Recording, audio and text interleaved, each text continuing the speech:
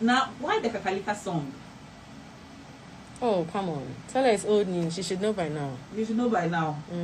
Well, in the interest of being fair to our listeners, would you give her one line answer to?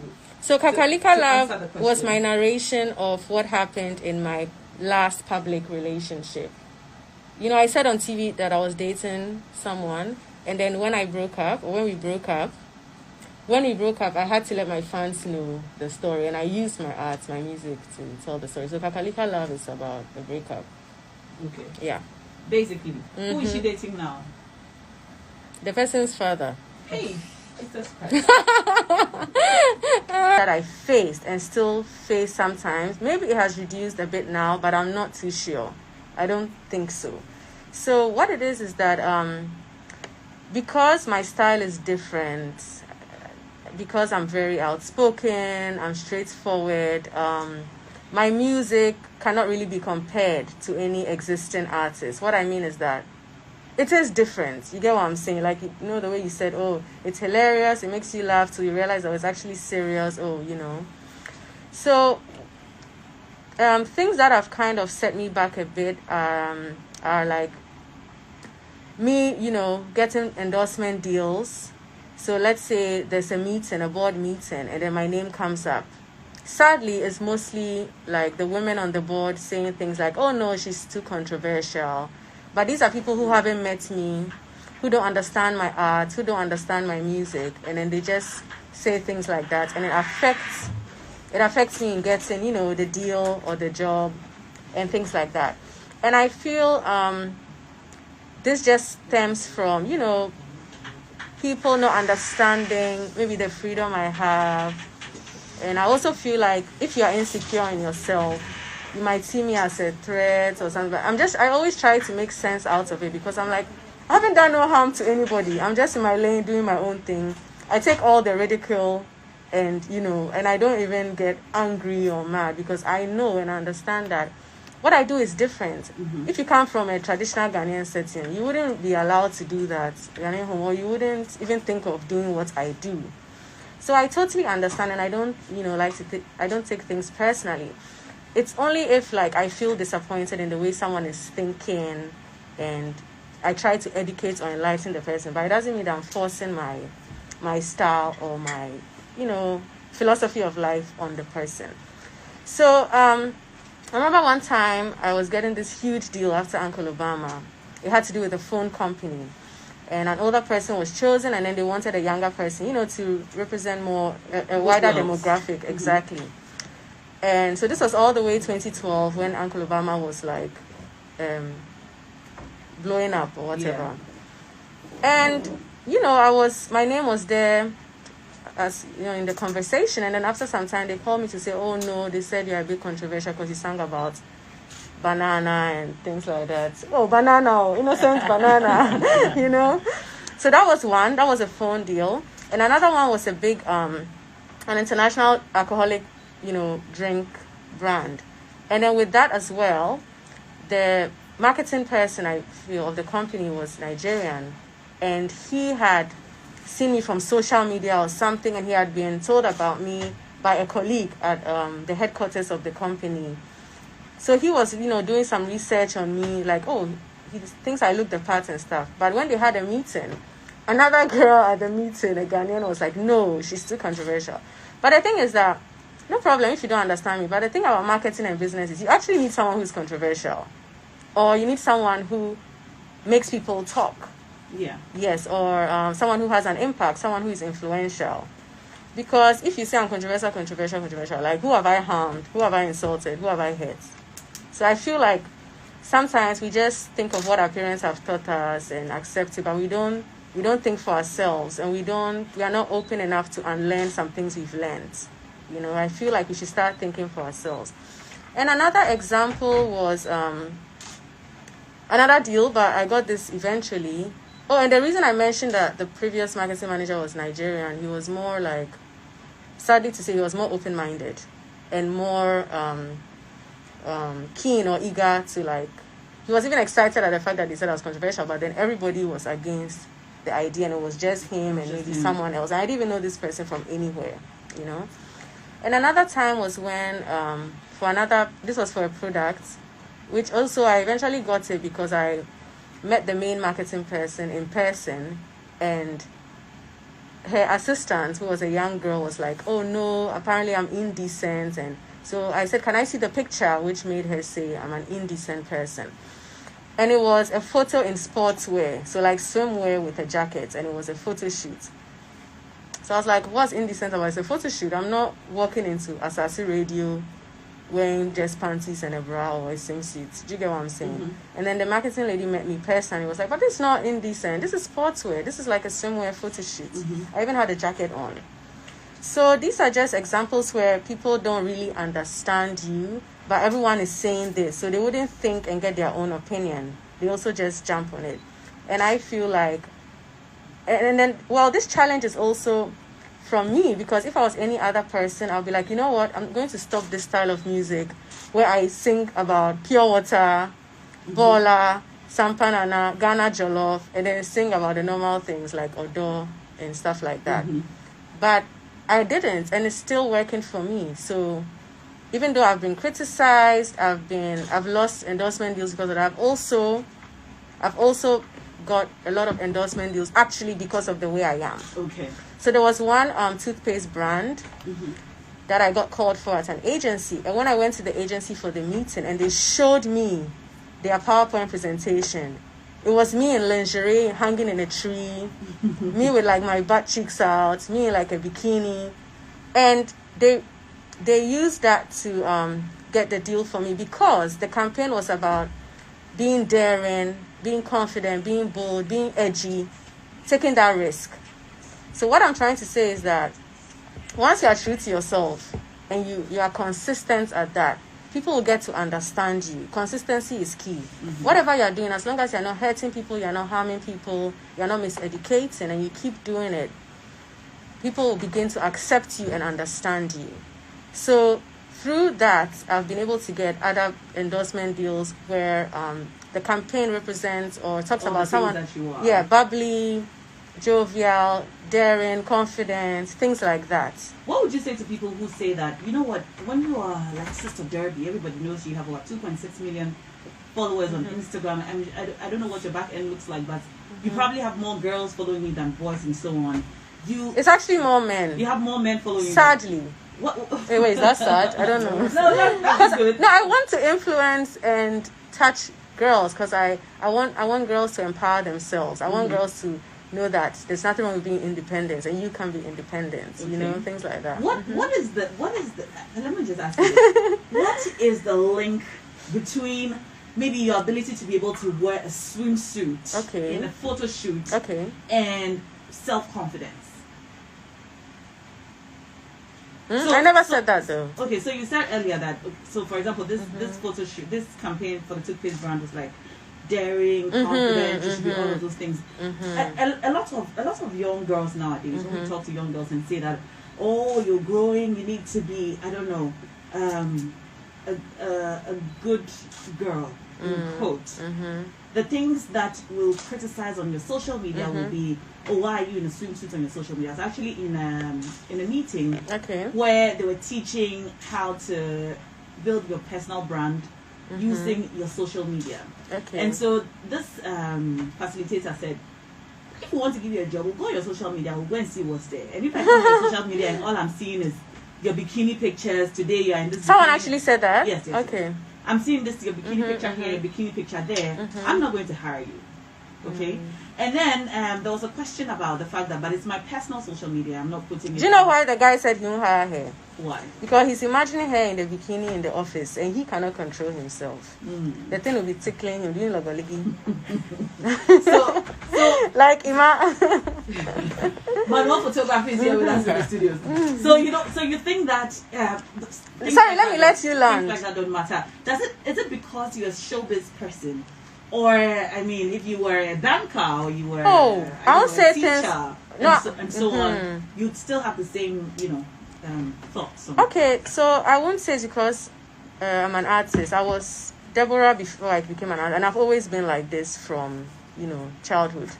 I grew up in a home where my mother was very honest, very blunt, and gave me a lot of freedom. Okay. So that's just how I've been brought up. Now, I won't say it does affect, because that's society, but it shouldn't, because it doesn't mean when I come to work I'm going to be wearing a crop top, or maybe I will be wearing a crop top. No. It doesn't mean, like, if I have a corporate job, even if I go for a meeting with, I wouldn't make people uncomfortable, but I'll make sure I'm comfortable. Yeah. I don't even know what to say. No, you don't have to wear a bikini on social media to show you are confident. Hell no. When I say confident, if someone does something that upsets you, tell them right there and then, whether it's an older man or because he's a man. No, it's wrong. You need to speak up, stand up for yourself, and correct the person. That is confidence. And confidence is also knowing your true self without apology, right? I know that's what they say, like that kind of thing. And basically believing in yourself. Once you believe in yourself, you are happy with yourself, you get that kind of confidence. But it doesn't have to come from what you are wearing. What's your favorite thing about yourself? My favorite thing about myself. What do you think? You cover your nose. You are smiling, laughing. The thing has stretched. His face is very large. No, we are all protected, so we're not giving him anything. No, his face. Oh, it's not large. No, it doesn't. I don't know what to say. I think I like the fact that it might not be my favorite thing because I can't remember everything now, but I'm able to detect some kind of wrong energies from far. Okay. And I just stay away from such stress or such people. Okay. Now that's a superpower we all need. I shouldn't. I'll tell you. When I first day I met you, you were in a red pencil dress and nude stilettos, and you walked into Chatterhouse, and Papa said, "Oh, she's going to be the co-host for my life." I was like, "Oh my God, you should tell her to participate." She was like, "No, do you know who she is?" I said, "No." She was like, "Do you know why she did my life?" I was like, remember that time. A long time ago. I was like, wow. Okay, so she can't be part. She said, "No, she can't be part." So she just be a host. Okay, cool. I thought you looked like an absolute lady with your pencil dress. And I almost dressed like that today, but I was like, funny. You had a bun. You had long hair at the time. You had a bun. I was like, oh my God, she's such a lady with your hand and your handbag. And the next thing I knew, you were doing Uncle Obama. It was like a totally different person.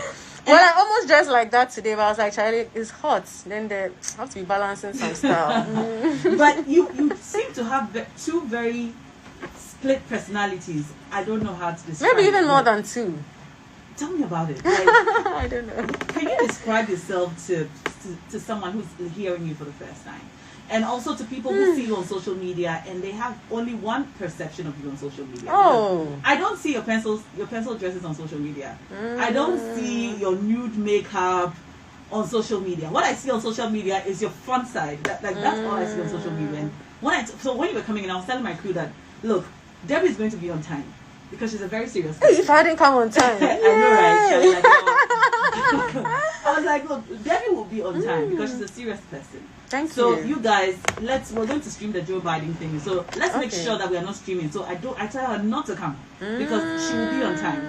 And then they were like, oh really? Wow. And then a few minutes later, he sent me a message. You were here. I was like, guys, she's here. Aww. Now that's a totally different side of you that we just see you happy, girly on social media. Oh. So tell us the various personalities that make up Debbie. Oh gosh, I don't even know. I don't like talking about myself. You know, I have to.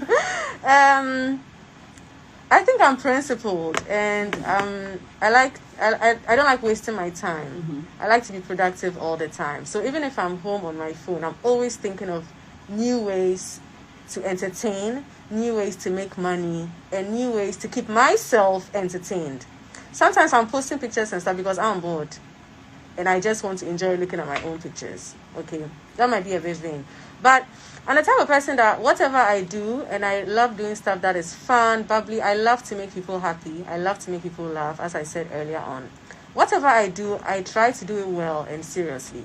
Because I don't believe in putting money, even if it's not a lot of money, using time, resources, using people's time, energy, and talent, doing something and just leaving it there. So once I do it, I want to do it well, and I want to see it to the end. I remember one time my brother said in an interview that, like, even though he encouraged me to go into music and stuff, he mentioned to the host that one thing he likes about me is that I don't just, like, if they direct me to do something, I don't just do it and leave it there. I really push it. I take it seriously, promote it, and, basically, you go all out. I go all out. Exactly. What are some of the misconceptions that people have about you? Things you hear about yourself and you're like, who, me? What do I hear? Nothing serious, or maybe I can't remember. I don't keep bad things in my head. I always delete them. But I don't know if this is one. They tell me I'm too old. How old are you? 36. You're not too old. Yeah, because they say things like that because our society makes us think that if you're a certain age, you shouldn't do certain things. So it's just mind control. That's why I said earlier on, if you can't think for yourself, you're going to listen to what, like, your teacher told you or your parents told you. You're not going to ask questions because growing up, we're not allowed to ask questions in our society. Am I lying? Yeah. As a child. Yeah, you just say yes, please. Which is wrong. So, yeah, you just agree or you just keep quiet. They tell you to shut up. So things like that. One, you're too old. I don't know. I don't really hear stuff. Last time I heard, I think there was an interview. I think you did an interview with Delay. You spoke about how old you were, but it was in relation to your relationship with. That was a long time ago. Yeah. The last time I had an interview with Delay was 2014, 2015. I tell you what, when I was pregnant and bored, I was binge watching all of her interviews. Okay. So that I watched it not long ago. I think that was the last time I heard a conversation on your age, how old you are, how old whoever you're dating was, and so on. But I don't. That is it. Sorry. Well, how old are you, Perfect? You're mid-40s, right? Is it mid-40s or mid-50s? Mid-40s, so 49. Right. So 40 something, cry. You are young. So I'll tell you one thing I hear about you. Okay, tell me because I don't really hear enough. I say enough. Yeah. I think it's a good thing. It's not a misconception. Okay. Well, when you say misconception, you think of negative things.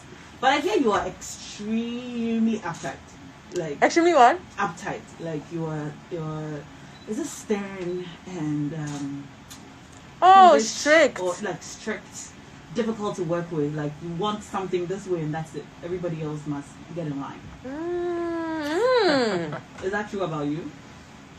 That one, dear, you have to ask people. But if you're saying they say that, okay, so I think so. When it comes to my work, music video. Yeah. What's the name? They said, Charlie, when she wants it this way, you just have to keep your ideas to yourself. Because this is how she wants it. That's how okay. Well, she seems like someone who would actually listen. You seem like someone who's cool and will want to vibe and say, "Oh, really?" It depends. It depends on the person. Okay. If they are creative and they've impressed me, and I see they like to think outside the box, yes. But if I feel you are afraid of something, then you can't work on a set with me because do you get what I'm saying? And maybe with the videos, the thing is that with the music videos, I write my own concept. I have a synopsis ready. I do my own mood board. I do my own casting. Most of the time, I find the locations myself. I'm the production manager.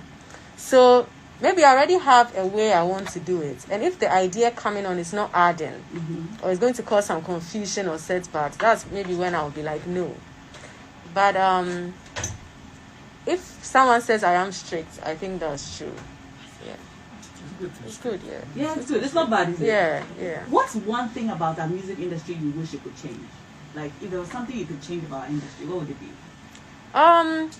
Something about our music industry. I feel like the women in the industry need to be given more coverage, more platforms. The female artists need to be given more concerts where we can headline.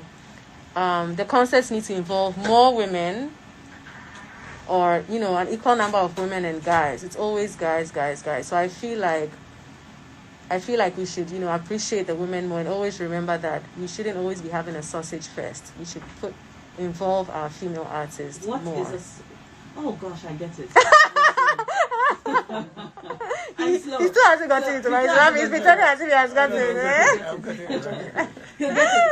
So today I'm on your top. Let me. Do you think we need some kind of affirmative action in the music industry for women? Well, what I do is when I don't go to a lot of interviews, but a few interviews I have, I always talk about this. So I feel like other women artists, we shouldn't be attacking ourselves. We should rather be fighting for ourselves, and we should unite. As in, we should do more collaborations with each other. We should put ourselves out there more. You know, I find some girls, like, let's say, instead of just praising themselves and going, they use it to bash another girl, but that doesn't help you. Do you get what I'm saying? So I feel like we should collaborate more, and we should speak out. I'm someone who can call one of the male artists and say, hey, or their manager and say, hey, why? Your concert sausage song, why? Do you understand? Sometimes they don't think about it, so it's not out of malice. Mm-hmm. They haven't thought of it. Most of their friends are boys. So sometimes they don't think of the girls. Yeah, but it's not like it's intentional or something. So you need to bring people's minds to it. Mm-hmm. So we need to speak out.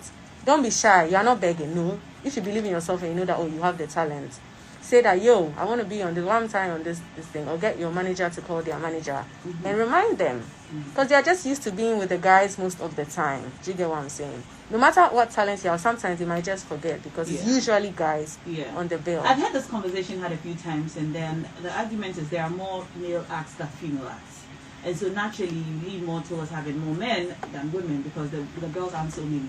Yeah, that's why they'll have 6 male acts and then 1 female act. No, sometimes they have like 18 male acts and then no female at all, or 1, and maybe she's a feature on one of the songs.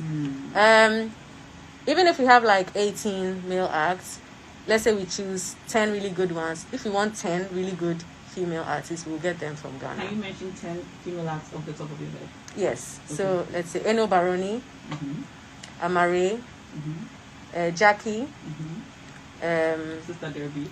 What's the girl I did? Okay, let me help. Miss V. Take your time. Miss V. And then Wendy Shay. I'm trying to remember a name that I did a song with her. It's very important. Enam. Okay. How many have I mentioned? We are on 6. And then you said Wendy Shay. Yeah, so that's 6. That's Sina Soul. That's Sina Soul. Efia. 7. Yes. Ran, I've left you to do the work for me. So you Adina. No, Adina. Exactly. Oh my God, Adina. And then there's more. That's Becca. There's Wiala. There's Becca. And then I was trying to remember like new ones. Califina. There's many girls. There's Ama Deba. There's Ohima Dadao. So yes, we do have, and they are all good. So the reason I asked you to say this is because of the argument that we don't see the girls as often as we see the guys. Even though the girls are making very good music. We have Frida Rhymes too. Yes. The girls are making really good music. I recently heard a new song by the new girl on the Wendy Shay's label. There's a new girl. Is it Miss Forsen or? Okay, forgive me, I don't remember her name. But she has really good music. And I thought, okay, this is really great. When I hear pundits say that the girls, we don't hear of the girls enough. We don't see them promote themselves as much as the guys. The girls do. I say that who's supposed to promote them? We're supposed to promote them as much as we promote the guys. The DJs. So yeah, we're supposed to promote them as much as we promote the guys. So I agree with you, Debbie, on your point on the fact that we need to bring more girls in. Because the girls are doing well. And the girls are there. We need to promote them. If they say they are not making themselves visible, it's a lie. So that means they are not following them. So you, Debbie, do you have any collaborations with girls? Girl, you'll be surprised. Okay. And I'm gonna shame you and you right now. Okay. You have okay, so last year I released an EP, the African Mermaid EP. My track 2 has Eno Baroni on it. It's called Time Be Money. Do you have Time Be Money? Yeah, you need to play that because I'm going to shoot the video soon. Now, did you hear me? Yes. Time Be Money track 2 has Eno Baroni on it. Okay. Track 3 is Somebody. I released all these last year. Okay. I even have a video for Somebody. It features Yakutu. She's a Ghanaian German singer-songwriter. Okay. That's a girl, of course. And then I have Atupa. It features Efia.